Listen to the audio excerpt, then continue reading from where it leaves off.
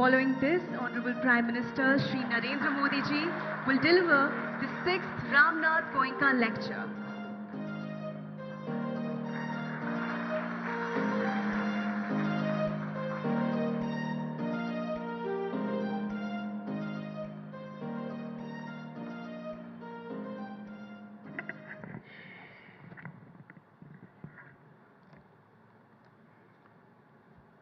विवेक गोयनका जी, भाई अनंत,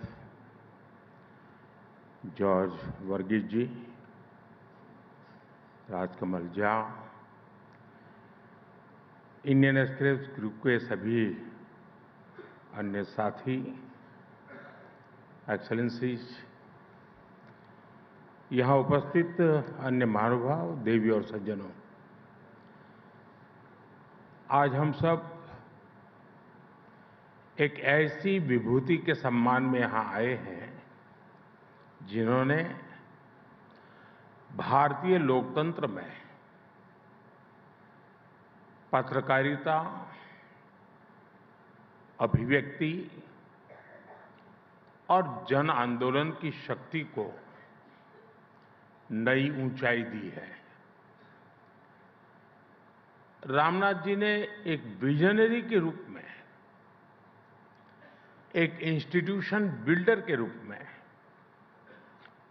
एक नेशनलिस्ट के रूप में और एक मीडिया लीडर के रूप में इंडियन एक्सप्रेस ग्रुप को सिर्फ एक अखबार नहीं बल्कि एक मिशन के रूप में भारत के लोगों के बीच स्थापित किया। उनके नेतृत्व में ये समूह भारत के लोकतांत्रिक मूल्यों और राष्ट्रीय हितों की आवाज बना। इसलिए 21वीं सदी के इस कालखंड में जब भारत विकसित होने के संकल्प के साथ आगे बढ़ रहा है, तो रामनाथ जी की प्रतिबद्धता, उनके प्रयास, उनका विजन हमारी बहुत बड़ी प्रेरणा है। मैं इंडियन एक्सप्रेस ग्रुप का आभार व्यक्त करता हूं कि आपने मुझे इस व्याख्यान में आमंत्रित किया। मैं आप सभी का अभिनंदन करता हूं। साथियों, रामनाथ जी गीता के एक श्लोक से बहुत प्रेरणा लेते थे। सुख दुखे समे कृत्वा लाभा लाभो जया जयो ततो युद्धाय युजस्व नैवं पापम अव्याप्स्यसि। अर्थात सुख, दुख, लाभ, हानि और जय पराजय को समान भाव से देखकर कर्तव्य पालन के लिए युद्ध करो।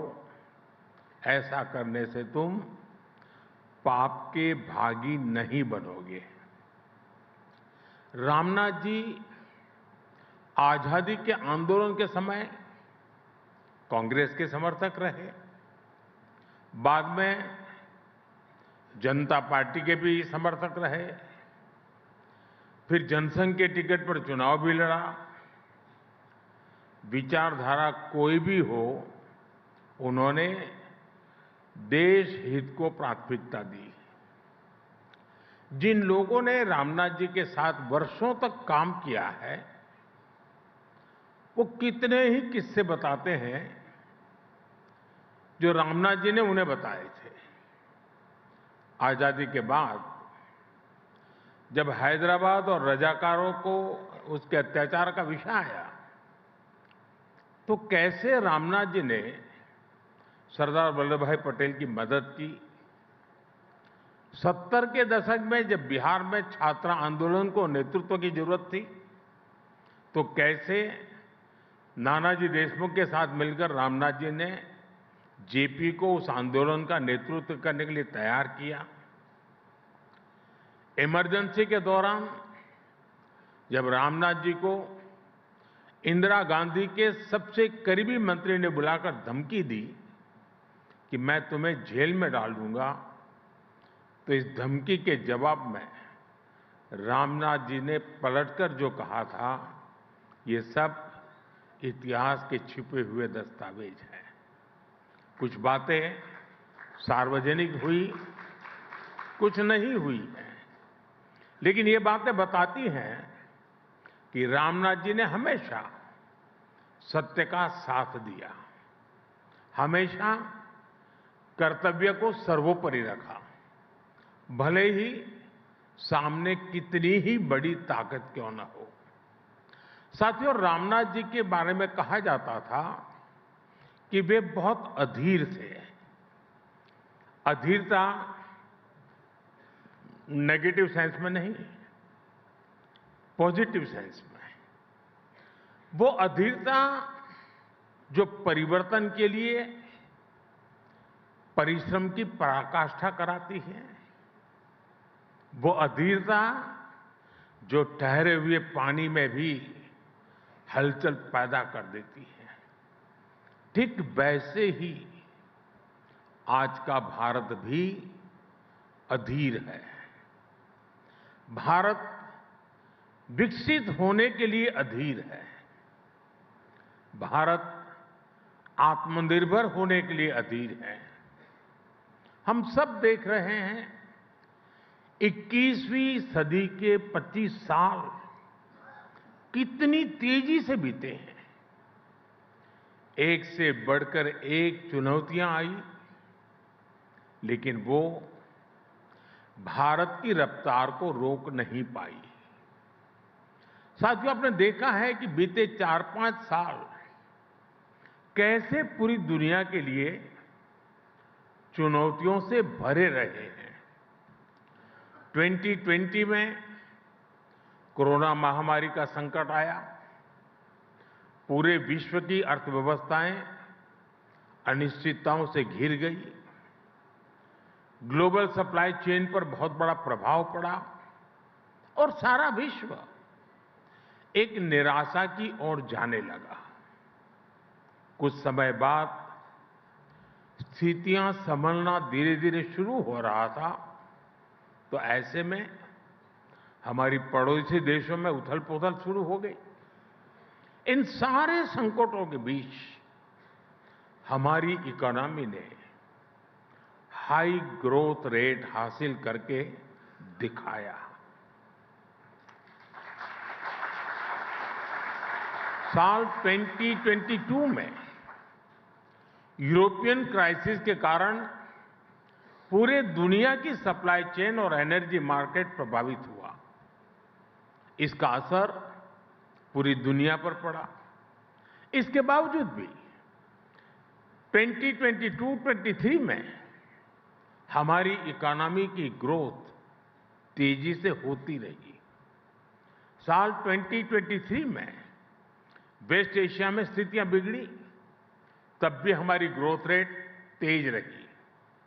और इस साल भी जब दुनिया में अस्थिरता है, तब भी हमारी ग्रोथ रेट 7% के आसपास है। साथियों, आज जब दुनिया डिसरप्शन से डर रही है, भारत वाइब्रेंट फ्यूचर के डायरेक्शन में आगे बढ़ रहा है। आज इंडियन एक्सप्रेस के इस मंच से मैं कह सकता हूं, भारत सिर्फ एक इमर्जिंग मार्केट ही नहीं है, भारत एक इमर्जिंग मॉडल भी है। आज दुनिया इंडियन ग्रोथ मॉडल को मॉडल ऑफ होप मान रहा है। साथियों, एक सशक्त लोकतंत्र की अनेक कसौटियां होती हैं और ऐसी ही एक बड़ी कसौटी लोकतंत्र में लोगों की भागीदारी की होती है। लोकतंत्र को लेकर लोग कितने आश्वस्त हैं, लोग कितने आशावादी हैं, ये चुनाव के दौरान सबसे अधिक दिखता है। अभी 14 नवंबर को जो नतीजे आए वो आपको याद ही होंगे।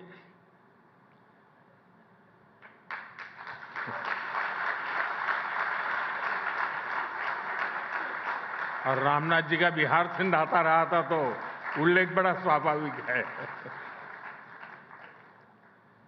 इन ऐतिहासिक नतीजों के साथ एक और बात बहुत अहम रही है। कोई भी लोकतंत्र में लोगों की बढ़ती भागीदारी को नजरअंदाज नहीं कर सकता।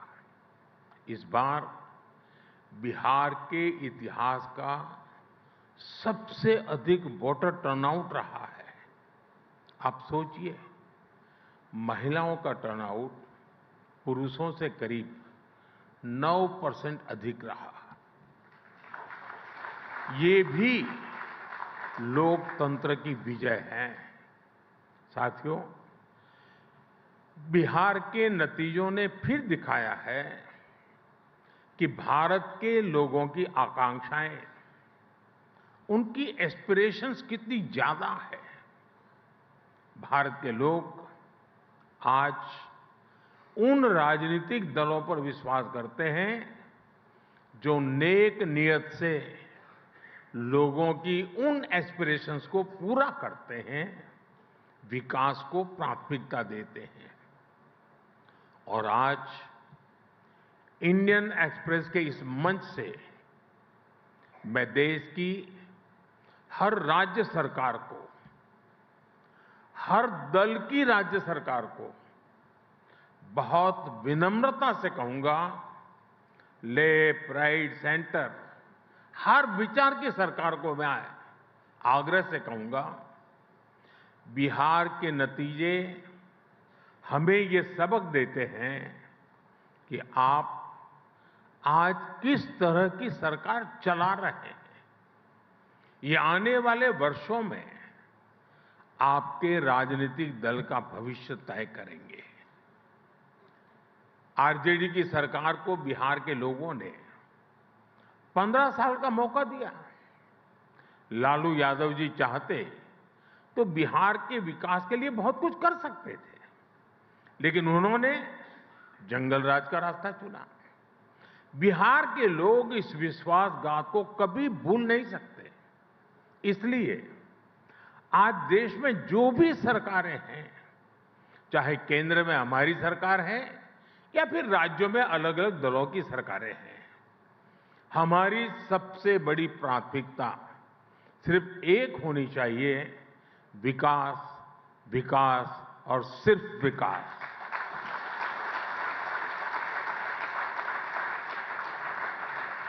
और इसलिए मैं हर राज्य सरकार को कहता हूं, आप अपने यहां बेहतर इन्वेस्टमेंट का माहौल बनाने के लिए कंपटीशन करिए। आप ईज ऑफ डूइंग बिजनेस के लिए कंपटीशन करिए। डेवलपमेंट पैरामीटर्स में आगे आने के लिए कंपटीशन करिए। फिर देखिए जनता कैसे आप पर अपना विश्वास जताती है। साथियों, बिहार चुनाव जीतने के बाद कुछ लोगों ने, मीडिया के कुछ मोदी प्रेमियों ने फिर से ये कहना शुरू किया है, भाजपा, मोदी हमेशा 24/7 इलेक्शन बोर्ड में ही रहते हैं। मैं समझता हूं चुनाव जीतने के लिए इलेक्शन मोड नहीं, 2400 घंटे इलेक्शन मोड में रहना जरूरी होता है। इमोशनल मोड में रहना जरूरी होता है, इलेक्शन मोड में नहीं। जब मन के भीतर एक बेचैनी सी रहती है कि 1 मिनट भी गंवाना नहीं है, गरीब के जीवन से मुश्किलें कम करने के लिए, गरीब को रोजगार के लिए, गरीब को इलाज के लिए, मध्यम वर्ग की आकांक्षाओं को पूरा करने के लिए बस मेहनत करते रहना है। इस इमोशन के साथ, इस भावना के साथ सरकार लगातार जुटी रहती है, तो उसके नतीजे हमें चुनाव परिणाम के दिन दिखाई देते हैं। बिहार में भी हमने अभी अभी यही होते देखा है। साथियों, रामनाथ जी से जुड़े एक और किस्से का मुझसे किसी ने जिक्र किया था। ये बात तब की है जब रामनाथ जी को विदिशा से जनसंघ का टिकट मिला था। उस समय नानाजी देशमुख जी ने उनकी इस बात पर चर्चा हो रही थी कि संगठन महत्वपूर्ण होता है या चेहरा। तो नानाजी देशमुख ने रामनाथ जी से कहा था कि आप सिर्फ नामांकन करने के लिए आएंगे और फिर चुनाव जीतने के बाद अपना सर्टिफिकेट लेने के लिए आ जाइएगा। फिर नानाजी ने पार्टी कार्यकर्ताओं के बल पर रामनाथ जी का चुनाव लड़ा और उन्हें जिताकर दिखाया। वैसे ये किस्सा बताने के पीछे मेरा ये मतलब नहीं है कि उम्मीदवार सिर्फ नामांकन करने आए। मेरा मकसद है भाजपा के अनगिनत कर्तव्यनिष्ठ कार्यकर्ताओं के समर्पण की ओर आपका ध्यान आकर्षित करना है।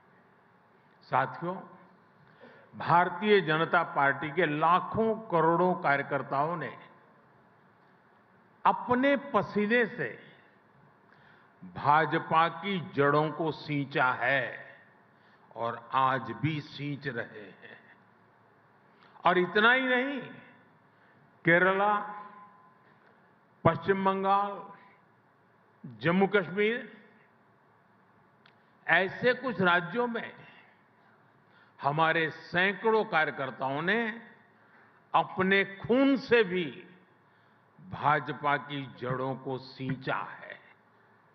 जिस पार्टी के पास ऐसे समर्पित कार्यकर्ता हो, उनके लिए सिर्फ चुनाव जीतना ध्येय नहीं होता, बल्कि वो जनता का दिल जीतने के लिए सेवा भाव से उनके लिए निरंतर काम करते हैं।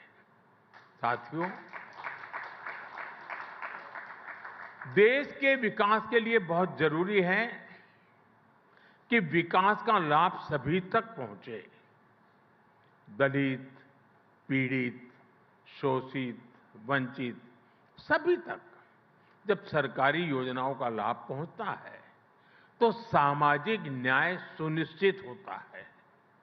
लेकिन हमने देखा कि बीते दशकों में कैसे सामाजिक न्याय के नाम पर कुछ दलों, कुछ परिवारों ने अपना ही स्वार्थ सिद्ध किया है।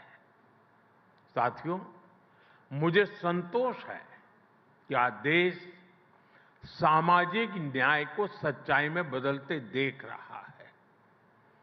सच्चा सामाजिक न्याय क्या होता है, ये मैं आपको बताना चाहता हूं। 12 करोड़ शौचालयों के निर्माण का अभियान उन गरीब लोगों के जीवन में गरिमा लेकर के आया जो खुले में शौच के लिए मजबूर थे।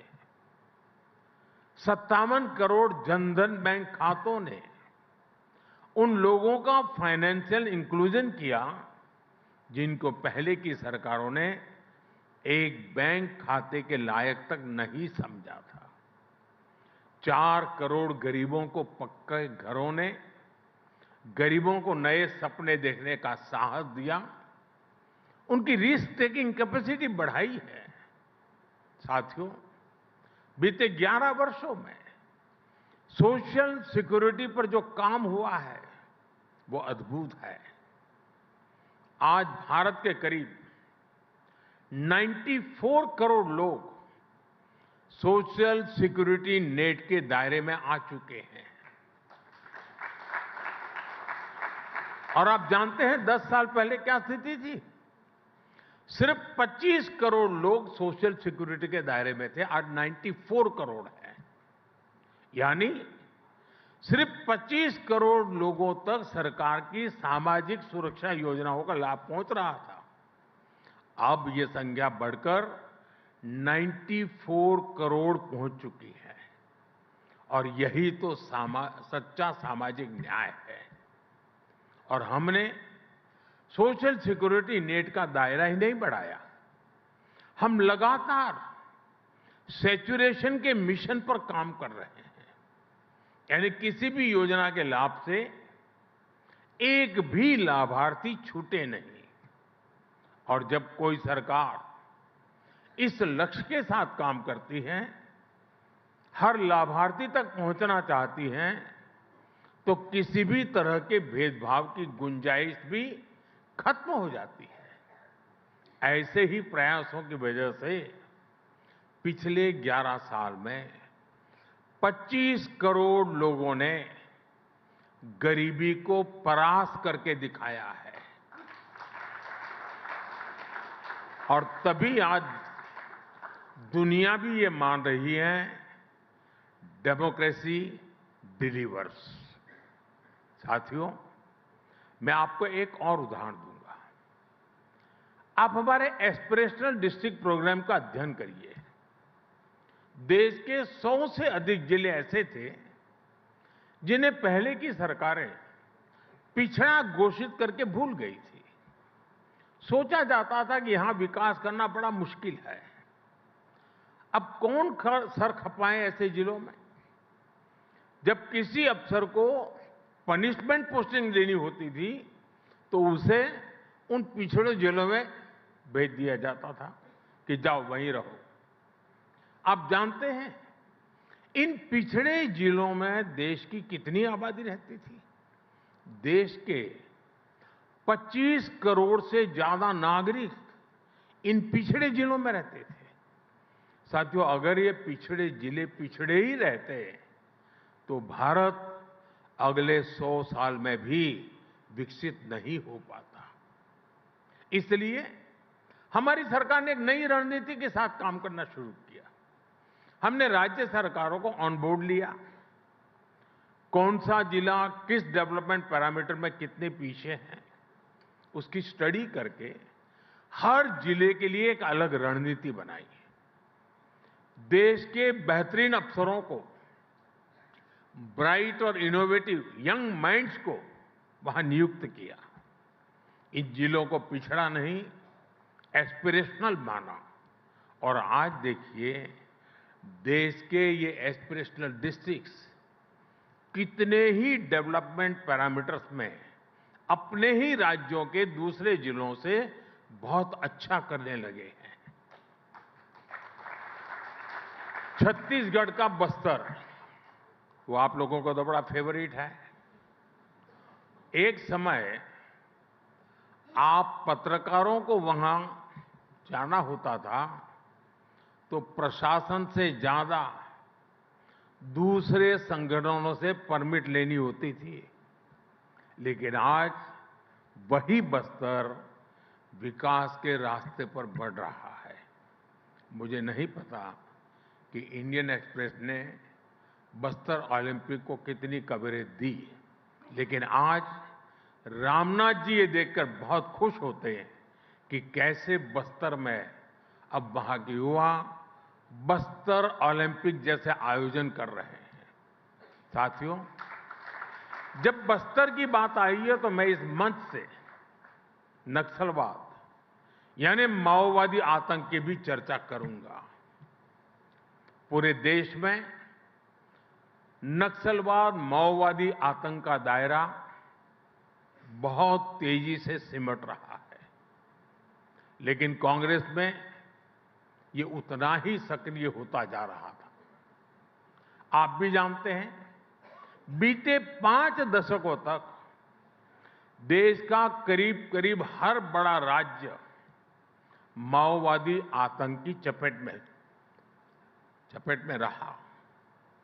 लेकिन ये देश का दुर्भाग्य था कि कांग्रेस भारत के संविधान को नकारने वाले माओवादी आतंक को पालती पोसती रही और सिर्फ दूर दराज के क्षेत्रों में, जंगलों में ही नहीं, कांग्रेस ने शहरों में भी नक्सलवाद की जड़ों को खाद पानी दिया कांग्रेस ने बड़ी बड़ी संस्थाओं में अर्बन नक्सलियों को स्थापित किया। साथियों, 10-15 साल पहले कांग्रेस में जो अर्बन नक्सली माओवादी पैर जमा चुके थे, वो अब कांग्रेस को मुस्लिम लीगी माओवादी कांग्रेस एमएमसी बना चुके हैं। और मैं आज पूरी जिम्मेदारी से कहूंगा कि मुस्लिम लीगी माओवादी कांग्रेस अपने स्वार्थ में देश हित को तिलांजलि दे चुकी है। आज की मुस्लिम लीगी माओवादी कांग्रेस देश की एकता के सामने बहुत बड़ा खतरा बनती जा रही है। साथियों, आज जब भारत विकसित बनने की एक नई यात्रा पर निकल पड़ा है, तो रामनाथ गोयनका जी की विरासत और भी प्रासंगिक है। रामनाथ जी ने अंग्रेजों की गुलामी से डटकर टक्कर ली। उन्होंने अपने एक संपादकीय में लिखा था, मैं अंग्रेजों के आदर्श पर अमल करने के बजाय अखबार बंद करना पसंद करूंगा। इसी तरह जब इमरजेंसी के रूप में देश को गुलाम बनाने की एक और कोशिश हुई, तब भी रामनाथ जी डटकर खड़े हो गए थे। और ये वर्ष तो इमरजेंसी के 50 वर्ष पूरे होने का भी है। और इंडियन एक्सप्रेस ने 50 वर्ष पहले दिखाया है कि ब्लैंक एडिटोरियल भी जनता को गुलाम बनाने वाली मानसिकता को चुनौती दे सकते हैं। साथियों,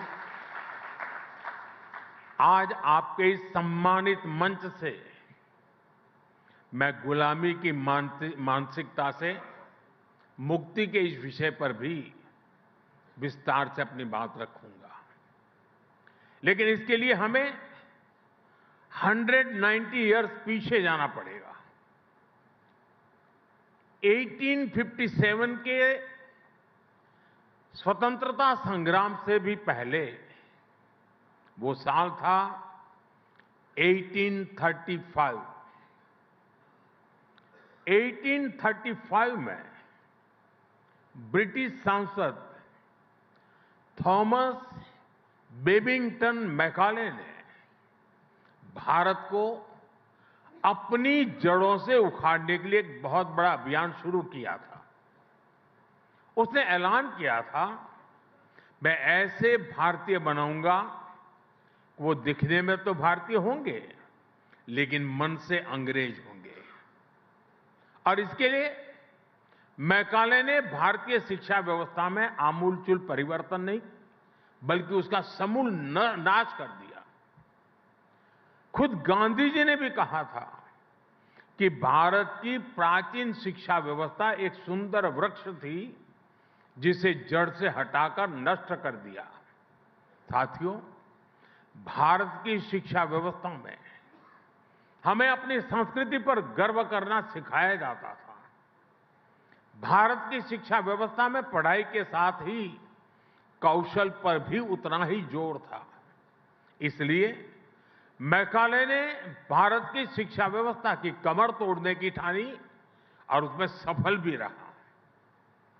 मैकाले ने यह सुनिश्चित किया कि उस दौर में ब्रिटिश भाषा, ब्रिटिश सोच को ज्यादा मान्यता मिले और उसका खामियाजा भारत ने आने वाली सदियों में उठाया।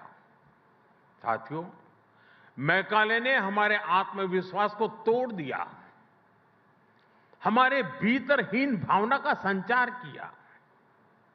मैकाले ने एक झटके में हजारों वर्षों के हमारे ज्ञान विज्ञान को, हमारी कला संस्कृति को, हमारी पूरी जीवन शैली को ही कूड़ेदान में फेंक दिया था। वहीं पर वो बीज पड़े कि भारतीयों को अगर आगे बढ़ना है, अगर कुछ बड़ा करना है, तो विदेशी तौर तरीकों से ही करना होगा। और ये जो भाव था वो आजादी मिलने के बाद भी और पुख्ता हुआ। हमारी एजुकेशन, हमारी इकोनॉमी, हमारी समाज के एस्पिरेशन, सब कुछ विदेशों के साथ जुड़ गई। जो अपना है उस पर गौरव करने का भाव कम होता गया। गांधी जी ने जिस स्वदेशी को आजादी का आधार बनाया था, उसको पूछने वाला ही कोई नहीं रहा। हम गवर्नेंस के मॉडल विदेश में खोजने लगे। हम इनोवेशन के लिए विदेश की तरफ देखने लगे। यही मानसिकता रही जिसकी वजह से इंपोर्टेड आइडिया, इंपोर्टेड सामान और सर्विस सभी को श्रेष्ठ मानने की प्रवृत्ति समाज में स्थापित हो गई। साथियों, जब आप अपने देश को सम्मान नहीं देते हैं तो आप स्वदेशी इकोसिस्टम को नकारते हैं, made in India manufacturing ecosystem को नकारते हैं। मैं आपको एक और उदाहरण टूरिज्म की बात करता हूं। आप देखेंगे कि जिस भी देश में टूरिज्म फला फूला वो देश, वहां के लोगों को अपनी ऐतिहासिक विरासत पर गर्व करते हैं। हमारे यहां इसका उल्टा ही हुआ। भारत में आजादी के बाद अपनी विरासत को दुत्कारने के ही प्रयास हुए। जब अपनी विरासत पर गर्व नहीं होगा तो उसका संरक्षण भी नहीं होगा। जब संरक्षण नहीं होगा तो हम उसको ईंट पत्थर के खंडहरों की तरह ही ट्रीट करते रहेंगे। और ऐसा हुआ भी। अपनी विरासत पर गर्व होना टूरिज्म के विकास के लिए भी आवश्यक शर्त है। साथियों, ऐसे ही स्थानीय भाषाओं की बात है। किस देश में ऐसा होता है कि वहां की भाषाओं को दुत्कारा जाता है? जापान, चीन और कोरिया जैसे देश, जिन्होंने देश के अनेक तौर तरीके अपनाए, लेकिन भाषा फिर भी अपनी ही रखी, अपनी भाषा पर कॉम्प्रोमाइज नहीं किया। इसलिए हमने नई नेशनल एजुकेशन पॉलिसी में स्थानीय भाषाओं में पढ़ाई पर विशेष बल दिया है। और मैं बहुत स्पष्टता से कहूंगा, हमारा विरोध अंग्रेजी भाषा से नहीं है। हम भारतीय भाषाओं के समर्थन में हैं। साथियों, मैकाले द्वारा किए गए उस अपराध को 1835 में जो अपराध किया गया, 2035 10 साल के बाद 200 साल हो जाएंगे। और इसलिए आज आपके माध्यम से पूरे देश से एक आह्वान करना चाहता हूं। अगले 10 साल में हमें संकल्प लेकर चलना है कि मैकाले ने भारत को जिस गुलामी की मानसिकता से भर दिया है, उस सोच से मुक्ति पाकर के रहेंगे। 10 साल हमारे पास बड़े महत्वपूर्ण हैं।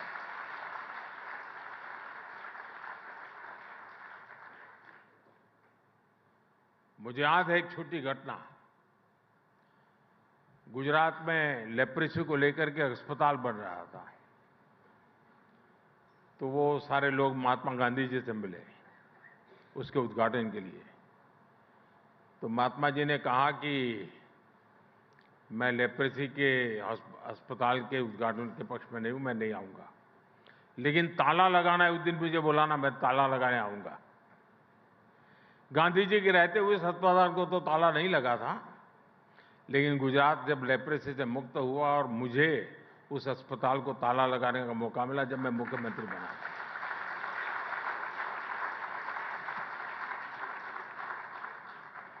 (1835) से शुरू हुई यात्रा 2035 तक हमें खत्म करके रहना है। जी, गांधी जी का जैसे सपना था कि मैं ताला लगाऊंगा, मेरा भी सपना है कि हम ताला लगाएंगे। साथियों, आपसे बहुत सारे विषयों पर चर्चा हो गई है। अब आपका मैं ज़्यादा समय लेना नहीं चाहता हूँ। इंडियन एक्सप्रेस ग्रुप देश के हर परिवर्तन का, देश की हर ग्रोथ स्टोरी का साक्षी रहा है और आज जब भारत विकसित भारत के लक्ष्य को लेकर चल रहा है तो भी इस यात्रा के सहभागी बन रहे हैं। मैं आपको बधाई दूंगा कि रामनाथ जी के विचारों को आप सभी पूरी निष्ठा से संरक्षित रखने का प्रयास कर रहे हैं। एक बार फिर आज के इस अद्भुत आयोजन के लिए आप सभी को मेरी ढेर सारी शुभकामनाएं और रामनाथ गोयनका जी को आदरपूर्वक मैं नमन करते हुए मेरी बात को विराम देता हूं। बहुत बहुत धन्यवाद।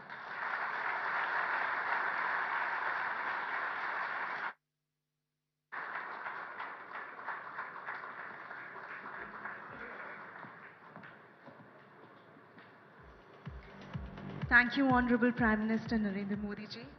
I now request Mr. Anand Goenka, Executive Director, the Indian Express Group, to give the vote of thanks.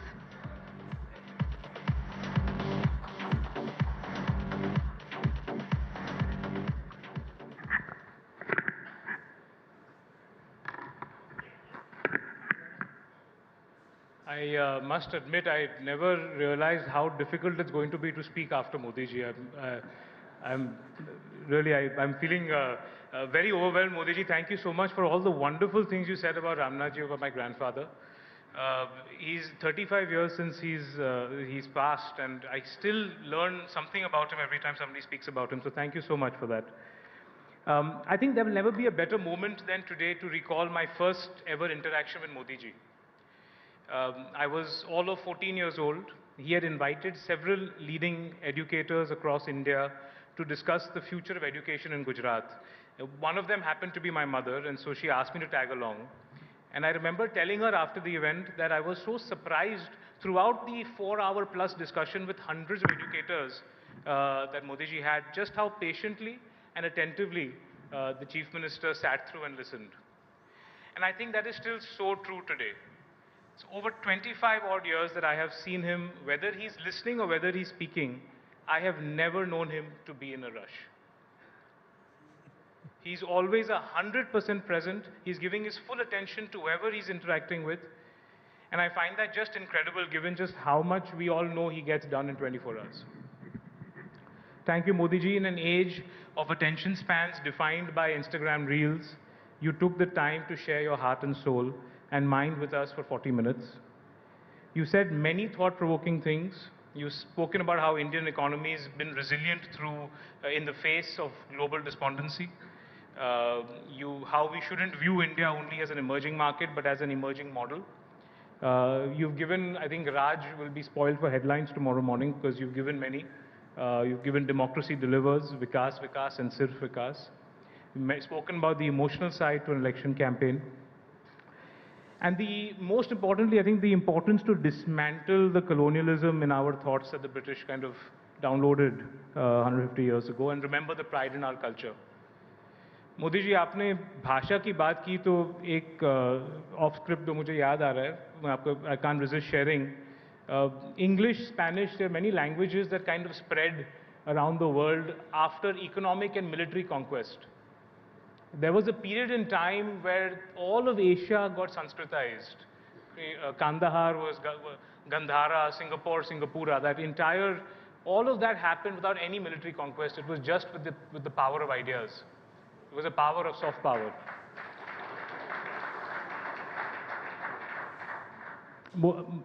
The Prime Minister, I must formally thank you, my father and I, all our colleagues.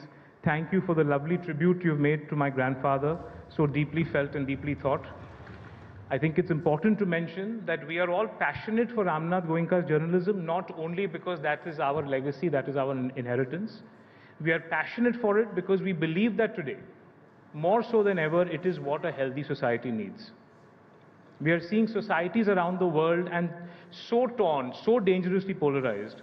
Ramnath Goenka's journalism was patriotic, courageous, it was honest, but I think what drove him most was the belief that a newspaper's role is to be balanced and show all perspectives. Its job is to earn the trust of every Indian reader. If I can borrow the Prime Minister's phrase, I think Ramnath believed that a newspaper must have sabka vishwas. Many in my industry would dismiss balance and fairness as boring and unviable. I think our growth as a newspaper group and one of the world's largest digital news organizations, reaching over 200 million users a month today, shows that there is indeed a large audience for balance and objectivity. The other memory I have from my first meeting with the Prime Minister is that he's a leader with very strong convictions. And that's another aspect about him that hasn't changed. And one of his convictions we saw today was really his belief in the potency of soft power. It is especially important today when the world seems to be all about hard power, all about coercion, about negotiating with carrots and sticks and transactional relationships. Under your leadership, Prime Minister, we see a government which acknowledges the equally important hand in building a nation that soft power has to hard power. That along with military and economic might, the soft power of Brand India is equally important. That from our culture, our heritage, and our 1.4 billion stories to yoga and even his favorite Moringa Paratha, all of this is equally important for if India is to lead in the world. I think a testament to that soft power is the range of guests we have with us this evening, from culture to judiciary, from politics to business. Thank you all of you for being here and making time. I'd also, I think, end by extending my gratitude to our sponsors. Our old friends, Yatin and Karan, from 361 are presenting sponsors. Thank you all so much. And to all our sponsors whose names you've been seeing somewhere here for a long time now. And to everyone at the Prime Minister's office and the SPG who helped make this a smooth evening. This Prime Minister, he is famously so busy and so active. I'm sure that he has the ability to keep his team also motivated to be just as nimble and on their feet. Thank you all so much for being here. After the Prime Minister leaves, I invite all of you to please join us for dinner. Thank you so much.